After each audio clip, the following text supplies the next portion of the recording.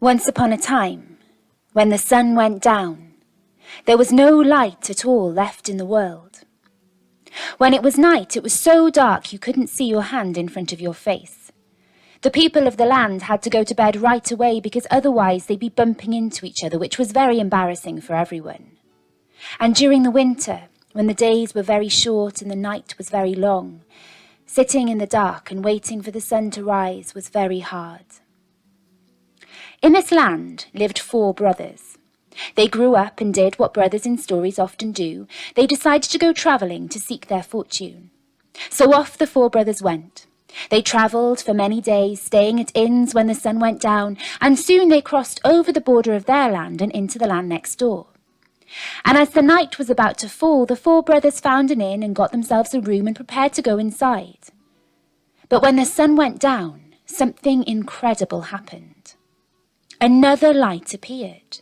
Dimmer than the sun, but still a light. It was glowing, a milky, white orb that hung high up in the branches of an oak tree, casting its light down upon the whole land.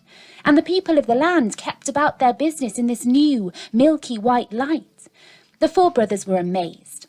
They went to the innkeeper. "What is that light?" they asked him. "Oh, that," said the innkeeper, "that's the moon. Our mayor bought it. He paid 3 gold coins for it and hung it up there in the tree so we'd all get to share it. We all pay him a coin a week to keep it polished, to trim the wick, and to make sure there's enough oil to keep it burning." The 4 brothers thanked him, and back they went to stare at the moon. They looked at each other.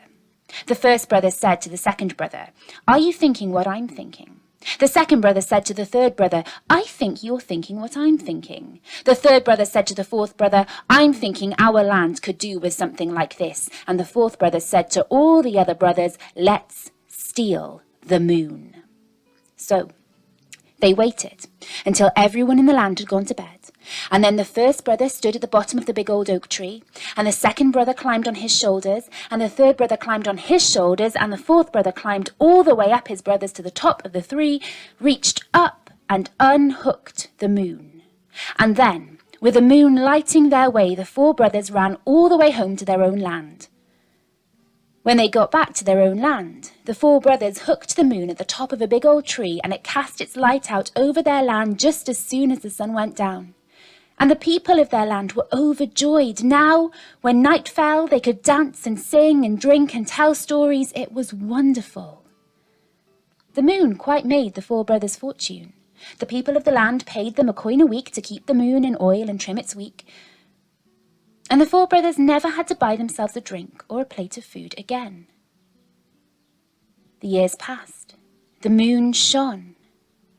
The first brother's time came, and he died.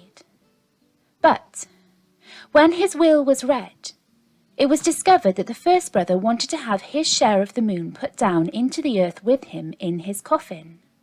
So a quarter of the moon was duly sliced off and put into the first brother's coffin, and down it went below the earth, and the moon shone a little bit dimmer after that. Time passed. The second brother's time came.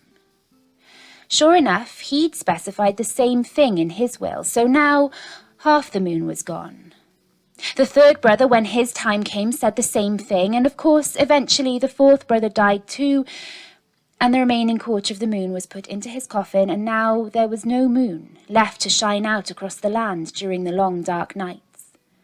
And the people of the land were left to go back to how they'd been before, bumping about in the dark and sitting out the long nights with no light to see by. But down in the earth, something else was happening. You see, those 4 quarters of moon had slipped themselves out of the 4 brothers' coffins and joined up again, making one whole moon, and that moon, below the earth, shone. It shone so bright that it woke those who lay below the earth, the dead, who were supposed to be sleeping. The dead were delighted. For the first time in a very long time, they could see again. They began to do all the things they'd enjoyed doing when they were alive, dancing, drinking, telling stories, singing. And up on earth, the people who were still alive shook with fear at the sound of the dancing dead. So loud and joyful were the dead, partying below the earth in the light of the moon, that their noise reached the ear of none other than St. Peter himself, high up in heaven. St. Peter opened his mouth and roared, "Go back to bed! You're supposed to be dead!" But the dead kept on dancing. So down St. Peter came. He scooped up the moon under his arm and took it back up to heaven with him, and there he put it. He hung it up so high in the sky that nobody could steal it for themselves. And because it was so high, the moon's light shone out over all the lands. But St. Peter likes to remind everyone who's boss. So sometimes he takes the moon away, sliver by sliver, until there's just the smallest slice gleaming in the sky, and then he puts it back again, piece by piece. And sometimes he gets bored up there in heaven, and he takes a tiny shaving of moon and breaks it up into little pieces and scatters them about the sky. And that's how, over time, the stars came to be in the heavens, so that even on the darkest night, there's still a light to guide you through to the rising of the sun.